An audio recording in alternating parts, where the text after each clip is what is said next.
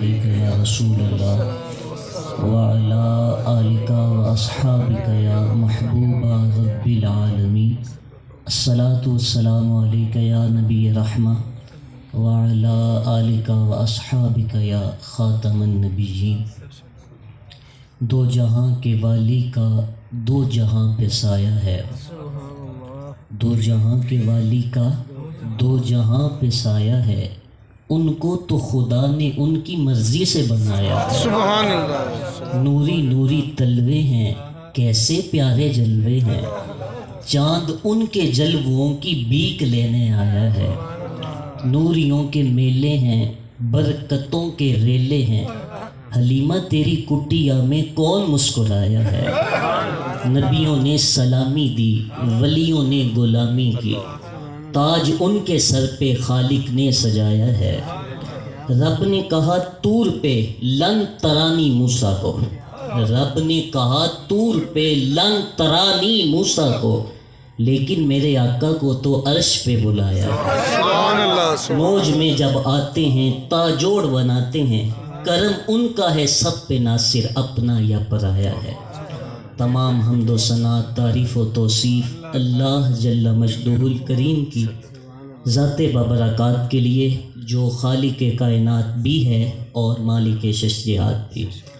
اللہ جل وعلا کی حمد و ثنا کے بعد حضور نبی اکرم شفیع امم حضور ختم المرتبت اللہ کے پیارے، امت کے سہارے، رب کے محبوب، دانائے غیوب، مالک رکاب امم، فخر عرب و عجم، والی کون و مکان، سیاہ لا مکان، سید انس و جاں، سرور لالا رخاں، نیر تاباں، سر نشین مخوشاں، ماہ خوباں، شہنشاہ حسینہ، تتمہ دوراں، سرخیل زہرہ جمالہ، جلوائے صبح ازل، نور ذات لم یزل، باعث تکوین عالم، فخر آدم و بنی آدم، نیر بطحا، رازدار ما اوہا، شاہد ما طغا، صاحب علم نشرہ، معصوم آمینہ، احمد مجتبیٰ، حضرت محمد مصطفیٰ صلی اللہ علیہ وسلم کے حضور ناز میں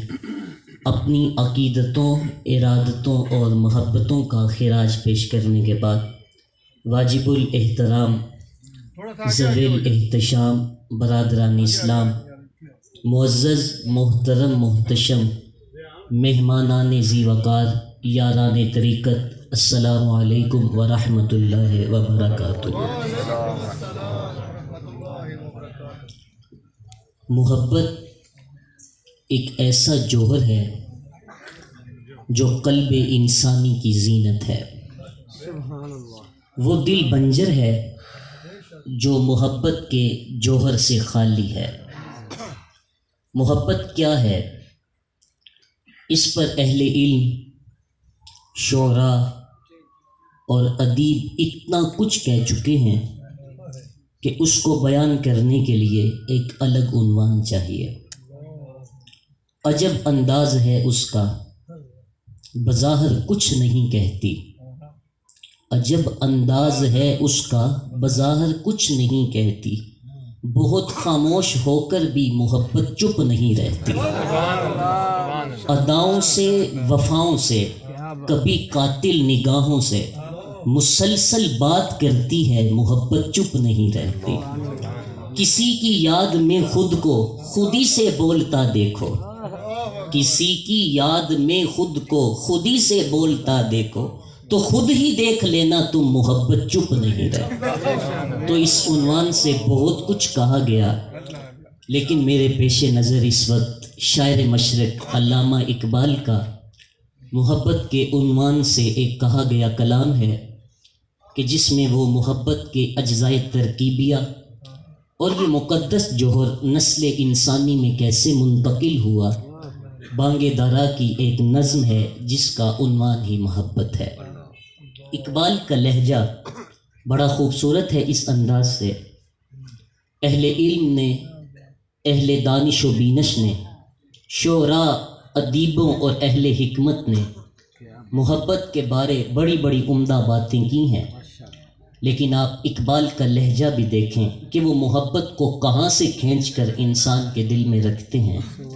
عروس شب کی زلفیں تھیں ابھی نا آشنا خم سے، ستارے آسماں کے بے خبر تھے لذت رم سے، قمر اپنے لباس نو میں بیگانہ سا لگتا تھا، نہ تھا واقف ابھی گردش کے آئینے مسلم سے، ابھی امکان کے ظلمت خانے سے ابری ہی تھی دنیا، حویدہ تھی نگینے کی تمنا چشم خاتم سے، سنا ہے عالم بالا میں کوئی کیمیا گر تھا، صفا تھی جس کی خاک پا میں بڑھ کر ساگر جم سے، لکھا تھا عرش کے پائے پہ ایک اکسیر کا نسخہ، چھپاتے تھے فرشتے جس کو چشم روح آدم سے، نگاہیں طاق میں رہتی تھیں لیکن وہ کیمیا گر کی، وہ اس نسخے کو بڑھ کے جانتا تھا اسم اعظم سے، بڑا تسبیح خوانی کے بہانے عرش کی جانب، تمنائیں دلی بر آئی سائے پہ ہم سے، پھرایا فکر اجزا نے اسے میدان انکا میں،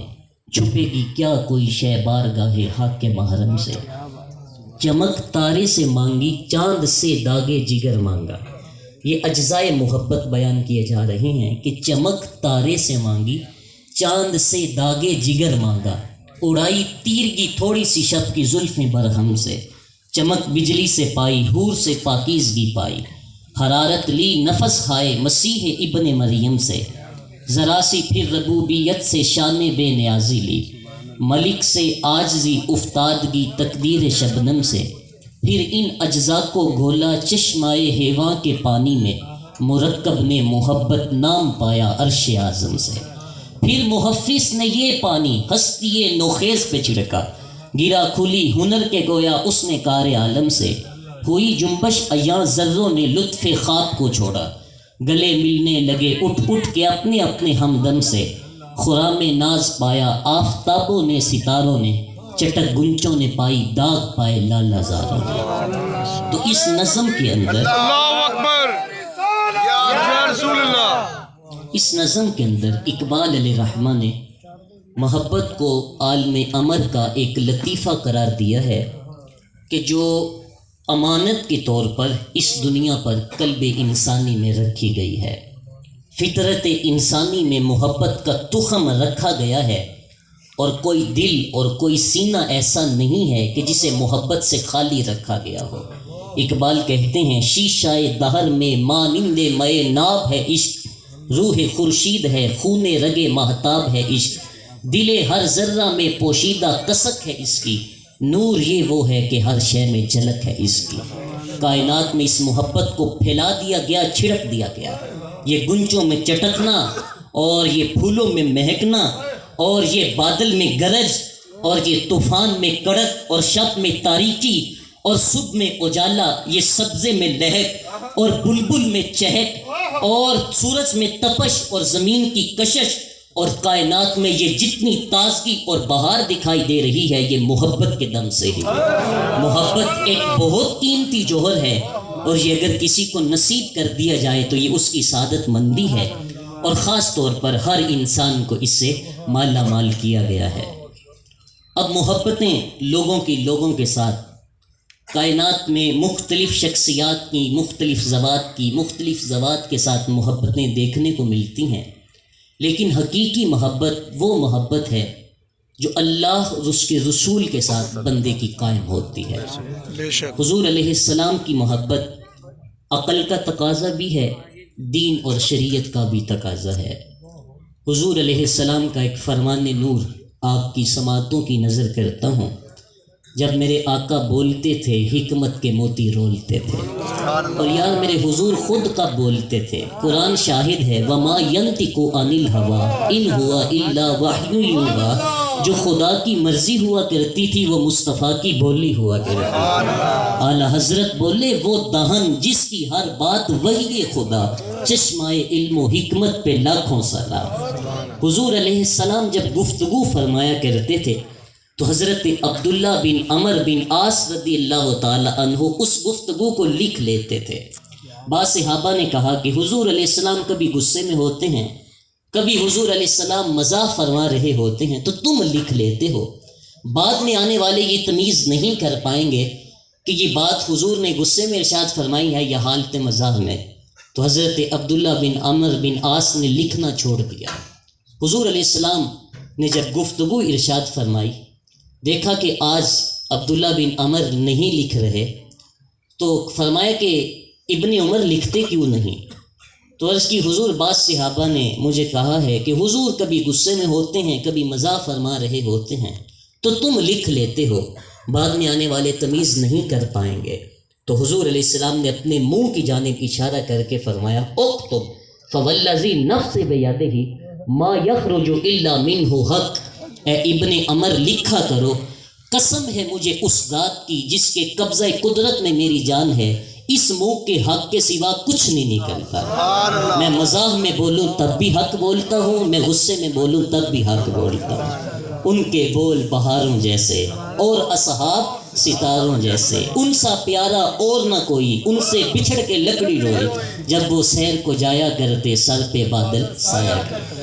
حضور علیہ السلام کا فرمان نور سنیے، فرمایا لا یؤمن احدکم حتی اکون احب الیہ، تم میں سے اتنی دیر تک کوئی شخص کامل مومن نہیں بن سکتا کہ جب تک وہ مجھ سے محبت نہ کر لے، میں اس کا محبوب نہ بن جاؤں، من والدہ و والدہ والناس اجمعین، اس کے والدین سے زیادہ، اس کی اولاد سے زیادہ، بلکہ کائنات کی ہر شے سے زیادہ۔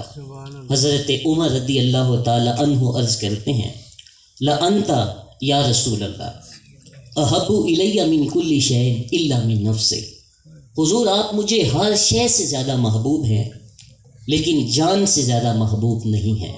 جو میں اپنی کیفیت بتا رہا ہوں وہ آپ کے سامنے عرض کر دی کہ حضور میری یہ کیفیت ہے کہ آپ مجھے جان سے زیادہ محبوب نہیں ہیں۔ حضور علیہ السلام نے فرمایا والذی نفس بیدہ حتی اکون احب الیک من نفسک، فرمایا عمر تمہارا بھی ایمان مکمل نہیں ہوا، مجھے قسم ہے اس ذات کی جس کے قبضہ قدرت میں میری جان ہے، جب تک تم اپنی جان سے زیادہ مجھ سے محبت نہ کر لو گے ایمان مکمل نہیں ہوگا۔ تو حضرت عمر نے عرض کی حضور آپ تو مجھے جان سے بھی زیادہ محبوب ہیں۔ تو حضور نے فرمایا الان یا عمر، کہا عمر اب کام بن گیا ہے۔ تو جب تک حضور علیہ السلام کی محبت ہر شخص سے زیادہ، کائنات کی ہر شے سے زیادہ مقدم نہیں ہو جاتی ہے، تب تک ایمان کی تکمیل نہیں ہوتی ہے۔ آقا کریم علیہ السلام کی مجلس نور سجی ہے۔ حضرت انس بن مالک رضی اللہ تعالی عنہ روایت کرتے ہیں کہ ایک شخص آیا اور آ کے عرض کرتا ہے متسع یا رسول اللہ، حضور قیامت کب آئے گی؟ اگر ایک طالب علم پوچھے کہ استاد جی امتحانات کب آئیں گے، تو صاف صاف نظر آ رہا ہے کہ طالب علم نے بھرپور تیاری کر رکھی ہے امتحانوں کی اور اسے بے چینی سے انتظار ہے۔ تو یہاں پوچھا جا رہا ہے متسع یا رسول اللہ، حضور قیامت کب آئے گی؟ تو حضور نے فرمایا ما عادت لہا، تو نے قیامت کی تیاری کیا کر رکھی ہے؟ جو پوچھ رہا ہے کیا تیاری ہے؟ تو انہوں نے کہا کہ ما عادت لہا من کثیر صلاۃ ولا صوم ولا صدقہ، کہا حضور نہ میں کثیر نمازیں رکھتا ہوں، نہ میرے پاس کثیر روزوں کا ذخیرہ ہے، اور نہ میں نے بہت زیادہ صدقہ و خیرات کیا ہے۔ یہاں ہمارے کچھ خطیب جوش خطابت میں یہ بات کہہ جاتے ہیں کہ اس نے عرض کی حضور نہ میں نے کوئی نماز پڑھی، نہ میں نے کوئی روزہ رکھا۔ حالانکہ ایسا کیسے ہو سکتا ہے کہ صحابی رسول ہو اور نماز نہ پڑھتا ہو، روزے نہ رکھتا ہو؟ جو حدیث کے الفاظ ہیں انہوں نے کثیر نمازوں اور روزوں کی نفی کی ہے۔ حضور میرے پاس بہت زیادہ نمازیں روزے نہیں ہیں، اس صورت میں مجھے اپنی کوئی تیاری نظر نہیں آ رہی، لیکن جس شے کو میں اپنی تیاری کی بنیاد مانتا ہوں وہ یہ ہے ولیکن احب اللہ و رسول، میں اللہ اور اس کے رسول سے پیار کرتا ہوں۔ میری تیاری یہ ہے کہ آپ کی محبت میرے سینے میں ہے۔ حضور علیہ السلام نے فرمایا فَإِنَّكَ مَعَ مَنْ أَحْبَبْتَ، تو جس سے پیار کرتا ہے اسی کے ساتھ ہوگا۔ حضرت انس بن مالک اس روایت کو بیان کرنے کے بعد فرماتے ہیں ایمان لانے کے بعد کبھی اتنی خوشی نہیں ہوئی جتنی خوشی اس قول کو سن کے ہوئی، بندہ جس سے پیار کرے گا قیامت کے دن اسی کے ساتھ ہوگا۔ سبحان اللہ، سبحان اللہ۔ حضرت مولا کائنات سیدنا علی المرتضیٰ رضی اللہ تعالی عنہ محبت کی کہانی کو کتنے دل آویز پیراہے میں بیان کرتے ہیں۔ علاقوں کے لوگ جہاں پانی وافر ہے وہ اس مضمون کو اتنی گہرائی سے نہیں سمجھ سکیں گے، لیکن صحرائی لوگ اس کو بڑی خوبی کے ساتھ سمجھتے ہیں۔ کہ انہوں نے کس فصاحت و بلاغت کے ساتھ حضور کے ساتھ اپنے پیار کا اظہار کیا۔ تو چلو جب ماہ صیام آتا ہے تو روزہ کھلنے کے قریب کی جو کیفیت ہوتی ہے اس کو تصور میں رکھ لیں اور حضرت علی کے اس فرمان کو سنیں۔ فرماتے ہیں کان رسول اللہ صلی اللہ علیہ وسلم احب الینا من اموالنا و اولادنا و آبائنا و امہاتنا من الماء البارد علی الظما۔ کہتے ہیں کہ حضور علیہ السلام ہمیں اپنی اولاد سے زیادہ پیارے تھے، حضور علیہ السلام ہمیں اپنے والدین سے زیادہ پیارے تھے، حضور علیہ السلام ہمیں اپنے مال سے زیادہ پیارے تھے، اور حضور کتنے پیارے تھے، پیاس میں ٹھنڈا پانی جتنا پیارا ہوتا ہے حضور اس سے بھی پیارے تھے۔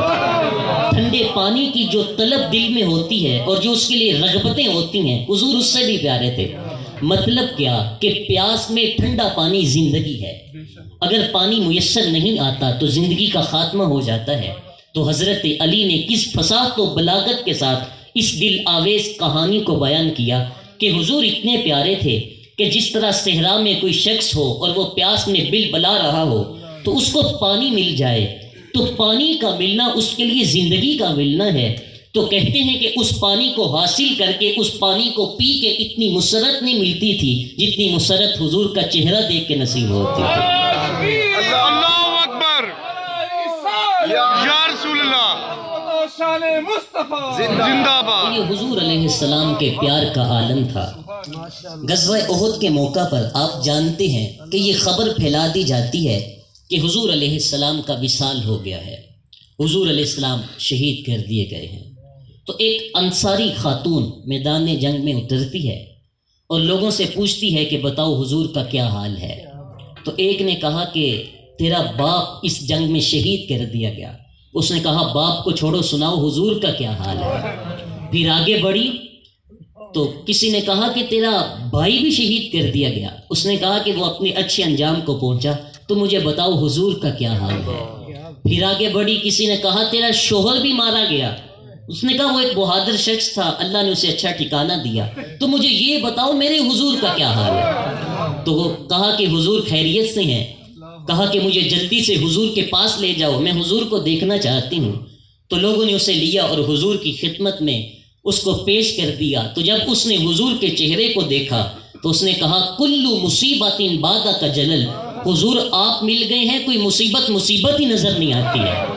میرا باپ شہید ہو گیا، میرا بھائی شہید کر دیا گیا، میرا شوہر اس دنیا سے چلا گیا، لیکن آپ سلامت ہیں، اس پہ مجھے کوئی رنج نہیں ہے کہ میرے تینوں رشتے چلے گئے، لیکن اگر میں آپ کو نہ پاتی تو یہ میرے لیے کڑا امتحان ہوتا۔ آپ خیر سے ہیں، کلو مصیبت بعد کا جلل، آپ مل گئے ہیں، کوئی مصیبت ہی نظر نہیں آتی ہے۔ حضور علیہ السلام کے محبت کے قصوں میں علماء نے حضرت زید بن ادسنہ کا قصہ انتہائی معروف اور محبت کی ایک عمدہ مثال کے طور پہ بیان کیا ہے۔ جنگ رجیع کے موقع پر حضرت زید بن ادسنہ گرفتار کر لیے جاتے ہیں اور ان کو جلتے ہوئے شعلوں میں ڈالا گیا۔ تو پھر کافروں نے کہا اے زید کتنا اچھا ہوتا کہ تیرے جگہ اگر تیرا نبی ہو اور تو اپنے اہل و عیال کے ساتھ اپنے گھر میں بیٹھا ہو۔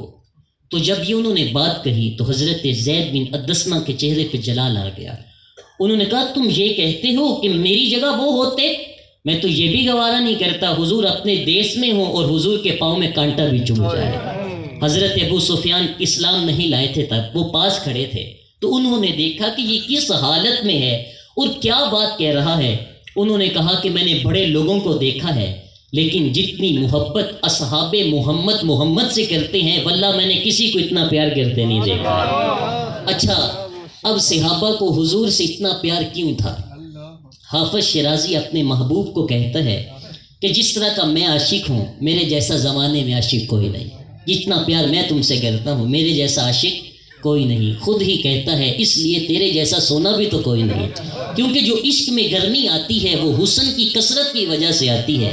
اگر صحابہ میں حضور جیسا اگر صحابہ جیسا زمانے میں کوئی عاشق نظر نہیں آتا تو حضور جیسا حسین بھی تو زمانے میں کوئی نہیں ہے۔ بے شک آپ نے بڑی لوگ داستانیں سنی ہوں گی، بڑے محبت کے قصے پڑھے ہوں گے، لیکن کبھی آپ نے نہیں دیکھا ہوگا کہ کوئی محب اپنے محبوب کا لعاب بھی چاٹے۔ حضور علیہ السلام وضو کریں یا لعاب پھینکیں تو صحابہ ہاتھوں پہ لے کے چہروں پہ مل لیتے ہیں، اور جنہیں وہ پانی میسر نہیں آتا وہ ان کے گیلے ہاتھوں سے ہاتھ مس کر کے اپنے چہرے پہ مل لیتا ہے۔ جنہ اکھیاں دل بر ڈٹھا او اکھیاں ہی تک لیاں، تو ملیو تا ساجن ملیا ہن آساں ہی لگ رہیاں۔ یہاں رک کے میں ایک بات عرض کرنا چاہوں گا کہ آج بعض لوگ یہ سوال کرتے ہیں کہ آپ نے اپنے گھروں میں چراغاں کیا، آپ نے میلاد کی محافل کو سجایا، آپ نے حضور علیہ السلام کے نام کے نعرے لگائے، تو یہ کہاں لکھا ہے؟ ذرا قرآن سے دلیل دو۔ تو میں کہتا ہوں کہ اگر قرآن سے دلیل دی جائے تو دلائل کے انبار لگائے جا سکتے ہیں، لیکن میں ایک بات ان کو کہتا ہوں کہ جنہوں نے حضور علیہ السلام کا لعاب چاٹا، کبھی ان سے جا کے کہو نا قرآن سے دلیل دو۔ جو حضور کے منہ مبارک اپنی ٹوپیوں میں سیا کرتے تھے، کبھی ان سے جا کے کہو نا قرآن کے دلیل دو۔ جو حضور کے وضو کا پانی چہروں پہ تبرک سمجھ کے ملتے تھے، ان سے جا کے کہو نا قرآن سے دلیل دو۔ حضور علیہ السلام حضرت انس کو اپنا خون عطا کرتے ہیں، کہا جاؤ اسے دفن کر رہو، حضرت انس اس کو آب حیات سمجھ کے پی جاتے ہیں۔ حضرت انس کی دہلیز پہ دستک دو اور کہو نا کہ میں قرآن سے دلیل لینے آیا ہوں۔ اور صاحب تم عقل کے بل بوتے پہ سوچنے کے عادی ہو گئے، لیکن یہ بات ذہن میں رکھنا، جب عشق کا دروازہ کھلتا ہے عقل کی کھڑکی بند ہو جاتی ہے۔ تم عقل کے دروازے پہ سوچنے کے عادی ہو گئے۔ یا رسول اللہ، زندہ باد۔ عقل کے بل بوتے پہ سوچنے کے عادی ہو گئے۔ عقل کو تو تم کسی ترازو پہ تول سکتے ہو، لیکن عشق کو تم کسی ترازو پہ نہ تول سکتے ہو نہ ناپ سکتے ہو۔ اگر آپ مجھے کہو کہ میں عشق کو آپ کے سامنے بیان کروں تو میں بیان کرنے سے قاصر ہوں، لیکن عشق کا مفہوم ضرور آپ کے سامنے رکھوں گا، اور مجھے پیر وارث شاہ کا لہجہ ادھار لینا پڑے گا کہ عشق اور عقل میں فرق کیا ہے۔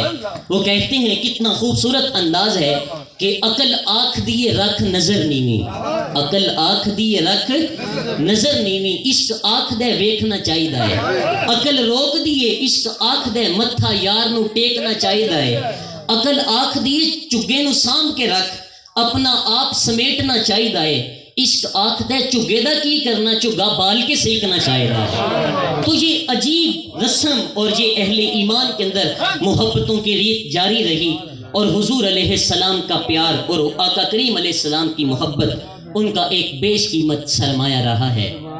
امت مسلمہ اس وقت زوال پذیر ہوئی کہ جب ان کے سینے سے حب رسول کو کھینچنے کی سازش کی گئی۔ اقبال کہتے ہیں کہ تو کیا جانتا ہے کہ تیرے ساتھ کیا ظلم کیا گیا، عہد ماں راز ماں بیگانہ کرد، از جمال مصطفیٰ بیگانہ کرد۔ یہ جو فرقے اور گروہ بندیاں پیدا کی گئی ہیں اور حضور علیہ السلام کی ذات کو وجہ نزاع بنا دیا گیا۔ آپ معتزلہ، اندیہ، مرجیہ، لا ادریہ اور جتنے امت کے اندر انتشار پیدا ہوئے ہیں، آپ سب کو دیکھ لیں، مطالعہ کر لیں، کبھی بھی حضور علیہ السلام کی ذات وجہ نزاع نہیں بنی ہے۔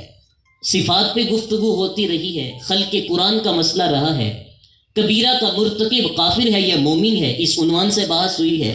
کبھی بھی حضور کی ذات وجہ نزاع نہیں بنی، اور حضور علیہ السلام کی ذات ہمیشہ امت کے اندر محبتوں کا مرکز رہی ہے۔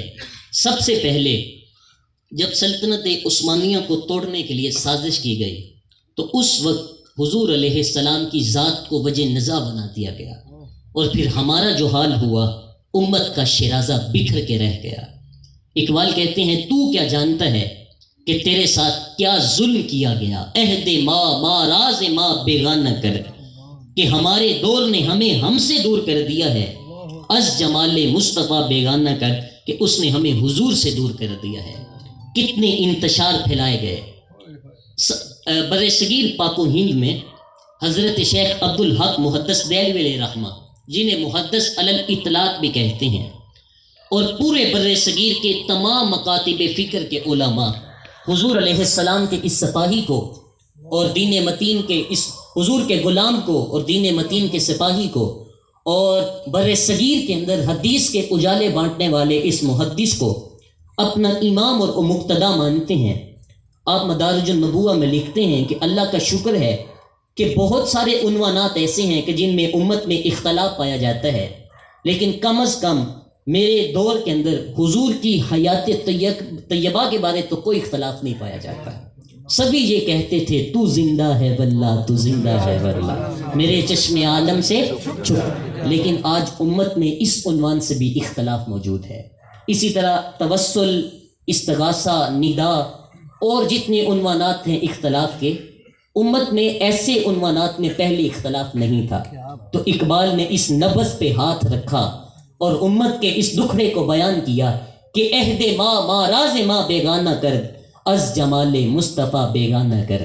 اقبال اس امت کو، اگر اقبال کا آپ اس کا فلسفہ دیکھیں تو اقبال کہتا ہے کہ اس امت کو، اس درماندہ قوم کو اجالے روشنیاں تب ملیں گی جب یہ دوبارہ حضور کی دہلیز پہ آئے گی.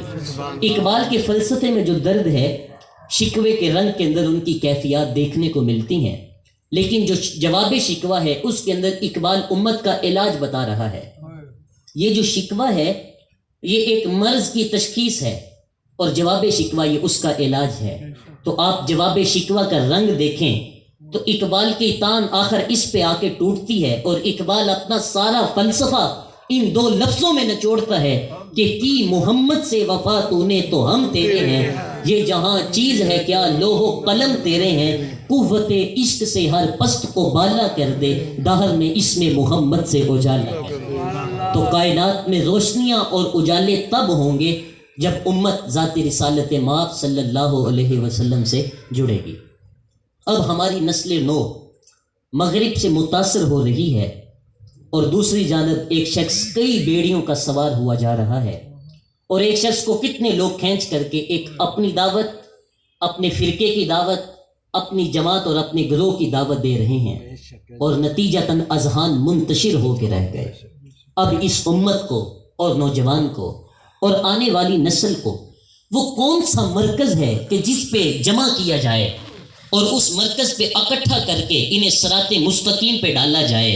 تو وہ حضور علیہ السلام کی محبت ہے، کہ جس محبت پہ بلا کر کے، کہ جب دل میں محبت پیدا ہوگی تو پھر عقائد کی درستگی بھی پیدا ہوگی، پھر عمل کو مہمیز بھی لگے گی، اور پھر جد و جہد اور اطاعت کے جذبے بھی پروان چڑھیں گے. تو نئی نسل کے سینے کے اندر حضور علیہ السلام کا پیار اجاگر کرنے کی ضرورت ہے. اب نسل نو کے سینے میں حضور کا پیار کیسے ڈالا جائے؟ تو اس پہ لکھنے والوں نے بہت کچھ لکھا، لیکن اس وقت میرے پیش نظر اقبال علیہ رحمہ کا ایک مضمون ہے کہ جس کا عنوان یہ ہے کہ نئی نسل میں دین کی آبیاری اور محبت رسول کی تخم ریزی ہم کیسے کر سکتے ہیں. تو اقبال نے اس کے لیے 3 چیزیں بیان کی ہیں، اور ایک چیز میں اپنی جانب سے بیان کروں گا. سب سے پہلی بات، اقبال کہتا ہے کہ نئی نسل میں حضور کا پیار اجاگر کرنے کا زود اثر ذریعہ یہ ہے کہ اپنی اولادوں کو کثرت کے ساتھ حضور پہ درود و سلام پڑھنے کی ترغیب دے، کیونکہ درود وہ وظیفہ ہے جو انسان کی فطری صلاحیتوں کو نکھارتا ہے، روحوں کی زندگی کا سبب ہے، اور انسان کے لیے بہتریوں کا سما پیدا کرتا ہے، اور طبی طور پر انسان کو توانائی نصیب ہوتی ہے. آپ پڑھیں قدرت اللہ شہاب کو، وہ کہتے ہیں مجھے جاگ ہی درود و سلام سے لگی. بلکہ کسی نے اقبال سے پوچھا کہ تیرے شعروں میں یہ حسن کہاں سے آ گیا؟ کہ جو اردو ادب کے نقاد ہیں وہ غالب کو اقبال سے بڑا شاعر مانتے ہیں. جس انداز سے غالب نے شاعری کی ہے اور جن سنگلاخ زمینوں میں اور مشکل بحروں میں غالب نے لکھا ہے تو وہ غالب کا ہی مقصوم ہے، اور وہ جس انداز سے بھی لکھے غالب ہی نظر آتا ہے. یہ مسائل تصوف کے، یہ تیرا انداز بیاں غالب، ہم تجھ کو ولی سمجھتے اگر بادہ خار نہ ہوتا، بات کرنے کا ڈب جانتا ہے، ذکر اس پری وش کا پھر بیاں اپنا تھا، بن گیا رقیب آخر جو راز نہ اپنا تھا. جب حسن کا نقشہ کھینچے تو حسن کو مجسم سامنے لے آتا ہے، جب تصوف کے مسائل پہ بولے تو لگتا ہے یہ بہت بڑا نکتہ ور صوفی ہے. وہ جس انداز میں بیائے حد کر دیتا ہے، لیکن وہ قبولیت عامہ جو غالب کو نہ مل سکی وہ اقبال کا مقصوم ٹھہری. تو کسی نے اقبال سے پوچھا کہ اقبال تیرے شعروں میں یہ رس، یہ مٹھاس، یہ تازگی، یہ حسن کہاں سے آیا؟ تو اقبال کہتے ہیں اگر تم پوچھنا چاہتے ہو کہ میرے شعروں میں یہ حسن کہاں سے آیا تو سنو، میں نے 1.25 کروڑ مرتبہ آمینہ کے لال پہ درود پڑھا ہے.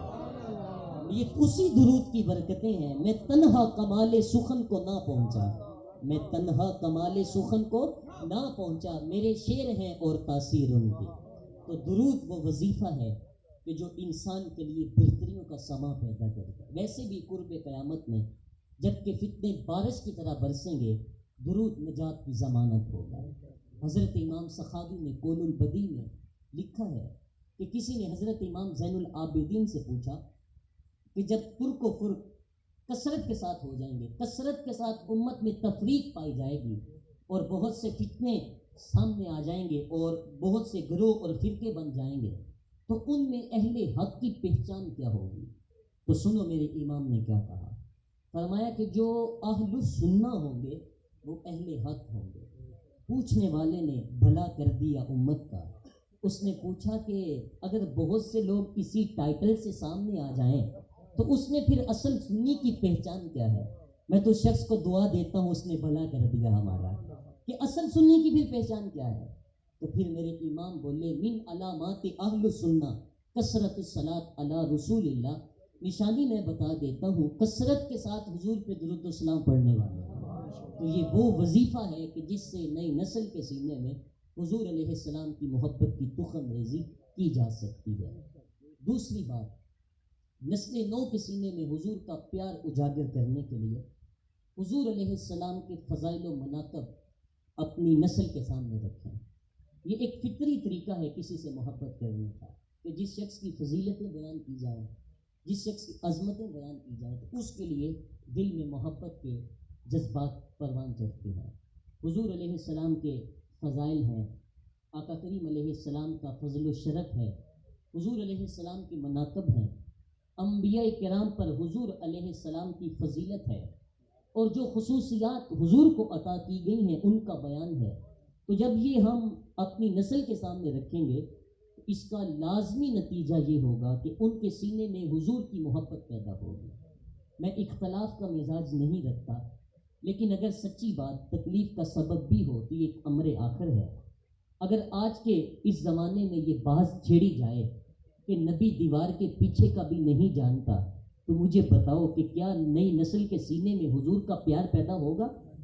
اگر نئی نسل آج نہیں تو کل ہم سے سوال کرے گی کہ سائنس تو زمین کی تہ میں چھپے معدنیات بھی دیکھ لیتی ہے، پہاڑوں کی رگوں میں سونا کتنے فیصد پایا جاتا ہے، جدید زمانے میں یہ بھی دیکھا جاتا ہے، سمندر کی تہ میں موتی اور ہیرے کس سائز میں ہے، جدید زمانے میں یہ بھی ممکن ہو گیا ہے کہ اس سائز کو بھی دیکھ لیا جاتا ہے، پہاڑوں کی رگوں میں معدنیات کہاں اور کتنے پائے جاتے ہیں۔ یہ ایک انسانی عروج اور انسانی کمال ہے۔ تو جب انسانی نظر کی رسائی اور انسانی دوربین وہاں پہاڑوں کی رگوں تک پہنچ گئی ہے اور پانی کی تہوں تک انسان اتر گیا ہے اور اسے پتا ہے کہ ہیرے اور جواہرات کس سائز میں موجود ہیں، معدنیات کہاں اور کتنے پائے جاتے ہیں، تو کیا نبی دیوار کے پیچھے کا بھی نہیں جانتا؟ یہ کتنی بے بسی کی کہانی ہے۔ اپنی اولاد کو بتانا ہوگا کہ بیٹا یہ کسی نے اندھیرے میں بیٹھ کے اپنے دور میں لکھ دیا، حقیقت ایسی نہیں ہے۔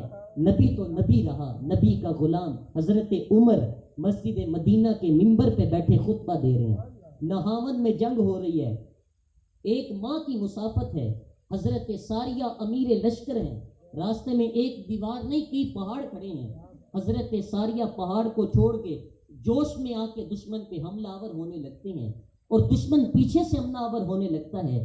حضرت عمر سے رہا نہ گیا، یہیں سے آواز دی یا ساریہ الجبل، اے ساریہ پہاڑ کو نہیں چھوڑنا، یہ شان ہے خدمت گاروں کی، سرکار کا عالم کیا ہے۔ یہ تو حضور کے غلام کی نگاہوں کا عالم ہے کہ وہ پہاڑوں کے پیچھے دیکھ رہا ہے، تو پھر جو نبی ہے اس کی اپنی نگاہوں کا عالم کیا ہے۔ یہ تو میں نے آپ کو حضرت عمر کی کہانی سنائی۔ 9 عمر صحابی رسول ہیں، 8-9 سال کی عمر ہے، حضور کے ساتھ سیر پہ نکلے تو ایک چرواہا اونٹ چرا رہا تھا، تو وہ 9 عمر صحابی 8-9 سال کی عمر چڑھتی جوانی اس چرواہے کو کہا کہ سلم علی رسول اللہ، یہ حضور نے سلام کرو۔ اس نے کہا میں تو سلام تب کروں گا کہ جب یہ بتائیں میری اونٹنی کے پیٹ میں کیا ہے۔ 8 سال کے اس صحابی کے چہرے پہ جلال آ گیا، کہا یہ بات تو حضور سے پوچھے گا، یہ حضور کے غلام سے پوچھ لے وہ بھی بتا دے گا۔ تو یہ حضور کے غلاموں کی نگاہوں کا عالم ہے، تو پھر حضور کی نشان کا عالم کیا ہوگا۔ بات اختلاف کی نہیں اصول کی ہے۔ اگر اس مادی ترقی اور انسانی عروج اور کمال کے اس زمانے میں یہ کہا جائے کہ نبی کسی چیز کا اختیار نہیں رکھتا تو یہ کتنی عجیب سی بات ہے۔ آج انسان زمین کی تنابیں تھام چکا ہے، آج چاند کی چھاتی روندی جا چکی ہے، آج مریخ کے سفر کی تیاریاں ہیں، ایٹم کا کلیجہ شک کیا جا چکا ہے، پوری دنیا گلوبل ولیج بن چکی ہے اور پانی کی تہوں تک انسان کی رسائی ہے۔ بلکہ کسی زمانے میں یہ کہا جاتا تھا کہ کمان سے نکلا ہوا تیر واپس نہیں آ سکتا۔ اب یہ آپ کے پاس سسٹم موجود ہے کہ آپ فائر کر چکے ہیں، بعد میں پروگرام بنا کہ اس کو ہدف سے ہٹانا ہے تو آپ بٹن دبائیں، نکلے ہوئے میزائل کا رخ بدل سکتے ہیں، اس کو راستے میں توڑنا چاہے تو توڑ سکتے ہیں۔ یہ ایک انسانی اختیار کی دل آویز کہانیاں ہیں کہ انسان نے سورج کی شعاؤں کو مسخر کر لیا، زمین کی تنابیں تھام لی اور دھرتی کا کلیجہ اس کے ہاتھ میں ہے کہ یہ آنے واحد میں کہاں سے کہاں تک جا رہا ہے۔ فضائیں اس کی قید میں ہیں، ہوائیں اس کی دسترس میں ہیں۔ تو جب انسان نے یہ مادی ترقی قائم کر لی تو کیا نبی کسی چیز کا اختیار نہیں رکھتا؟ یہ کتنی عجیب اور بے تک کی بات ہے۔ نبی کے اختیار کی کہانی سننی ہے، آؤ نبی کی عظمتوں کو دیکھیں۔ نبی انگلی اٹھائے چاند کے ٹکڑے ہو جائیں، سورج پلٹ کے اصل کے وقت پہ آ جائے، اور سڑیاں کھجوراں اگا جان دائے، اور پتھراں نو کلمے پڑھا جان دائے، قطرے کو سمندر ذرے کو ستارہ کرتے ہیں، کونین کو خم آ جاتا ہے جب زلف سوارا کرتے ہیں۔ آج کی اس مادی ترقی میں میزائلوں کے رخ موڑے جا رہے ہیں اور نیام سے نکلے ہوئے اور تلواریں اور کمان سے نکلے ہوئے تیروں کے رخ بدلے جا رہے ہیں۔ آؤ حضور کی دہلیز پہ دستک دیتے ہیں۔ حضرت عبداللہ ابن عباس روایت کرتے ہیں، باب معجزات مشکات اٹھائیے، ایک بدو حضور کی بارگاہ میں عرض کرتا ہے، یا رسول اللہ یہ جو کھجوروں کا خوشہ ہے اگر آپ اسے اشارہ کریں اور یہ خوشہ آپ کے اشارے پہ ٹوٹ کے آپ کے قدموں میں آ جائے تو میں آپ کو اللہ کا نبی مان لوں گا۔ حضور نے فرمایا تب مان لو گے؟ کہا حضور انکار کی گنجائش ہی باقی نہیں رہے گی۔ حضور اشارہ کرتے ہیں، گچھا ٹوٹ کے جولی میں آ جاتا ہے، ادھر گچھا جولی میں آیا، ادھر اس کے لبوں پہ کلمہ جاری ہو گیا۔ تو جب اس کے لبوں پہ کلمہ جاری ہوا تو حضور علیہ السلام ان کھجوروں کو بانٹ بھی تو سکتے تھے، اس شخص کے ایمان لانے کی خوشی میں شرینی بٹ جاتی اور ان کے لیے قیامت تک یہ فخر کا بات سبب ہوتی کہ بعض صحابہ نے معجزے کی کھجوریں کھائی ہیں، لیکن حضور نے ان کھجوروں کو بانٹا نہیں، بلکہ حضور جانتے تھے کہ ایک زمانہ ایسا آئے گا کہ تیروں کے اور میزائلوں کے رخ بدلے جائیں گے۔ حضور نے اس گچھے سے مخاطب ہو کے فرمایا، تجھے جس کام کے لیے بلایا تھا وہ تو ہو گیا ہے، اب واپس جا کے شاخ سے جڑ بھی جا۔ صرف اتارنا نہیں جانتے، واپس جوڑنا بھی جانتے ہیں، چاند کے ٹکڑے نہیں کرنا جانتے، اصلی حالت میں پلٹانا بھی جانتے ہیں۔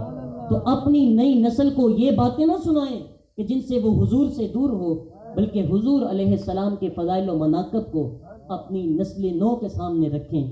اس کا نتیجہ یہ ہوگا کہ ان کے سینے میں حضور کی محبت پیدا ہوگی۔ تیسری بات، یا رسول اللہ، تیسری بات، حضور علیہ السلام کی محبت اولاد کے دل میں اجاگر کرنے کی اور تخم ریزی کا ذریعہ یہ ہے کہ حضور علیہ السلام کے حسن و جمال کا تذکرہ اپنی اولاد کو سنائیں۔ یہ ایک فطری طریقہ ہے اور انسان کی فطری مجبوری ہے کہ حسن کی طرف اس کا میلان ہوتا ہے، اور یہ میلان طبی ہے۔ تو جو حسن اللہ نے اپنے محبوب کو عطا کیا ہے، لکھاں اے نبی زمانے تے محبوب خدا جیا کوئی نہیں، لکھاں سونے بند بند بہندے نے او دکھا کے پا جیا کوئی نہیں۔ اس عنوان پہ بڑی وسعت ہے اور بہت سی کتابیں تصنیف ہوئیں، شمائل ترمذی ہے اسی عنوان پہ، لیکن وقت کی قلت ہے۔ ایک حدیث آپ کے سامنے رکھتا ہوں۔ صحابہ میں سب سے آخر میں وصال ہوا ہے حضرت ابو طفیل کا۔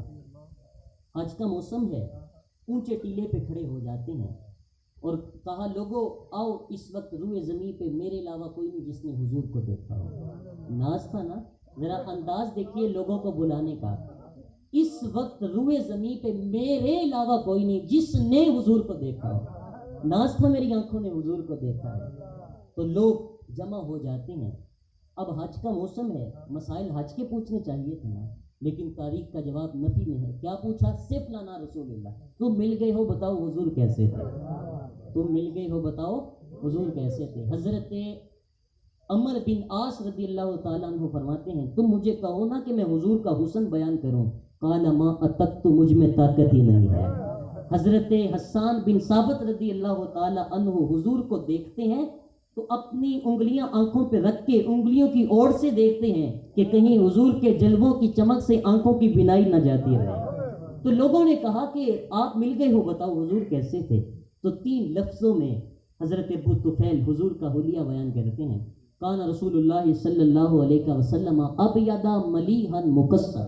ایک تو حضور چٹے رنگ کے تھے، حضور کے دادا جناب عبد المطلب آپ کو یا ابیض اے گورے رنگت والے کہہ کے پکارا کرتے ہیں، بلکہ لوگ آ جاتے ہیں آپ کے پاس کہ قحط سالی ہے، بارش نہیں برس رہی، آپ اولاد انبیاء میں سے ہیں، دعا کریں، تو آپ حضور کو اپنے ساتھ لیتے ہیں۔ حضور کی ابھی بچپن ہے اور حضور کو دیوار کعبہ کے ساتھ کھڑا کیا، حضور کی پشت کعبے کی دیوار سے چھونے لگی، جناب عبد المطلب نے ہاتھ اٹھا دیے، مالک اس گوری رنگت والے کے صدقے می ڈال دے۔ جب لوگ واپس گھروں میں گئے تو بھیگ کے گئے۔ تو ایک تو فرمایا ابیض، حسن حضور چٹے رنگ کے تھے، دوسرا فرمایا ملیحن، حسن نمکین تھا۔ حضرت شاہ عبد الرحیم کہتے ہیں، حضرت فرماتے ہیں کہ میرے والد گرامی کو حضور کی خواب میں زیارت ہوئی، تو انہوں نے حضور کی بارگاہ میں عرض کیا، حضور آپ کا فرمان ہے انا املہ واخی یوسف اسبہ، کہ میں نمکین حسن والا ہوں اور میرا بھائی یوسف میٹھے حسن والا تھا، تو حسن ملی کے اندر حسن کشش زیادہ ہوتی ہے، تو وہاں تو زنان مصر نے اپنی انگلیاں کاٹ لیں، لیکن یہاں تو ایسا کوئی واقعہ پیش نہیں آیا۔ تو حضور نے فرمایا اے عبد الرحیم، مالک نے غیرت کی وجہ سے میرے حسن کو لوگوں کی نظروں سے چھپا کے رکھا ہے، اگر یہ حسن ظاہر ہو جاتا تو کسی میں دیکھنے کی تاب نہ ہوتی، یہی بہتر ہے کہ وہ پردے میں روح پوش رہے، اگر وہ پردہ اٹھا دے تو کسے ہوش ہے۔ تو تیسرا فرمایا مقصدہ، ہر معاملے میں توازن تھا۔ حضرت عائشہ رضی اللہ تعالی عنہ ام المؤمنین فرماتی ہیں کہ ایک دن حضور علیہ السلام نے کالے رنگ کی چادر کی بکل ماری اور رخ میری جانب موڑ کے ارشاد فرمایا کیف ترینی عائشہ، عائشہ بتاؤ کیسا لگ رہا ہوں؟ آج حسن خود ناز میں آ گیا، کیف ترینی عائشہ، عائشہ بتاؤ کیسا لگ رہا ہوں؟ تو جتنا سونا سوال تھا حضرت عائشہ نے اتنا ہی سونا جواب دیا، کہا حضور چادر کی سیاہی نے چہرے کی سفیدی نکھار دی ہے، چہرے کی سفیدی نے چادر کی سیاہی نکھار دی ہے۔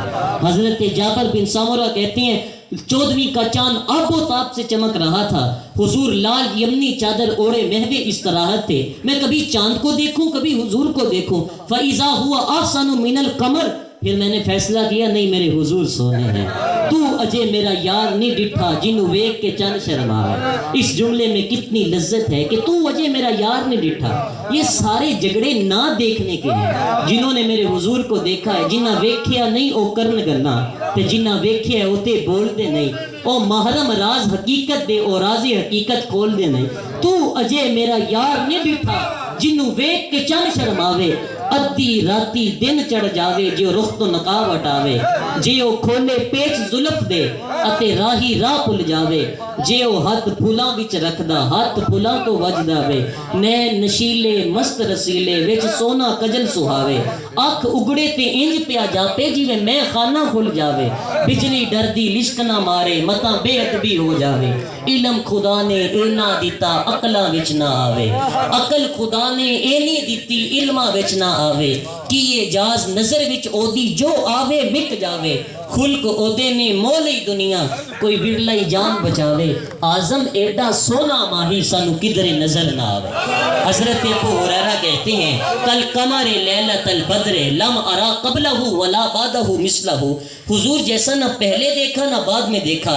حضرت حسان بن ثابت بولے دیکھتے کیسے، کسی ماں نے جنم دیا ہوتا تو دیکھتے، خدا نے اس سچے ہی پانی چھڑیا سی جیدے وچ محمد نو ٹالیا سی، خدا نے حسینہ جمیلہ دا منہ موڑ دیتا محمد بنا کے قلم توڑ دیتا۔ آخری بات میرے عنوان کی، وقت اپنے اختتام کو پہنچ رہا ہے، جو حضور علیہ السلام کے زود اثر ذرائع ہیں محبت پیدا کرنے کے نسل نو میں، کثرت درود و سلام، حضور علیہ السلام کے فضائل و مناقب کا بیان اور حضور کے حسن و جمال کا تذکرہ۔